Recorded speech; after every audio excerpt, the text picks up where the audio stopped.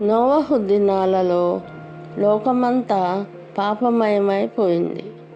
పాపాన్ని సమూలంగా రూపుమాపుటకు మహాజల ప్రళయమును పంపించాడు.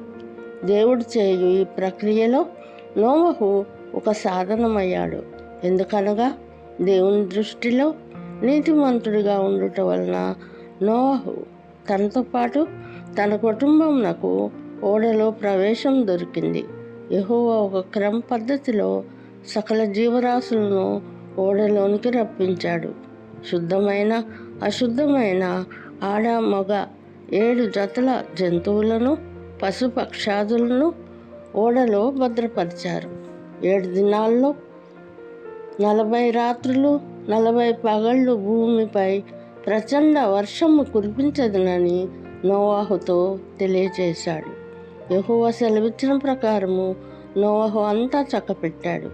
జలప్రళయం సంభవించినప్పుడు నోవహు వయసు 600 సంవత్సరములు. దీన్ని బట్టి జలప్రళయము ఎంతకాలం వరకు ఉందో తెలుసుకొనవచ్చు. నోవహు తర్వాత ఇంత ఆయుష్ వరకు జీవించిన దాఖలాలు పరిశుద్ధ గ్రంథంలో రాయబడలేదు. బహుశా నోవహు ఆఖరివాడు కావచ్చు. 7 దినముల పిమ్మట నోవహు కుటుంబము ఓడలోకి ప్రవేశించిరి. దేవుడు ఓడను మూసివేశాడు. ఆడ మగ జతలుగా ప్రతి జీవి నోవహు దగ్గరకు చేరాయి. 40 రాత్రులు పగలు ప్రచండ వర్షము కురిసింది. 40 అంకె ఒక ప్రత్యేకత కలదు. అరణ్య ప్రయాణము 40 సంవత్సరములు.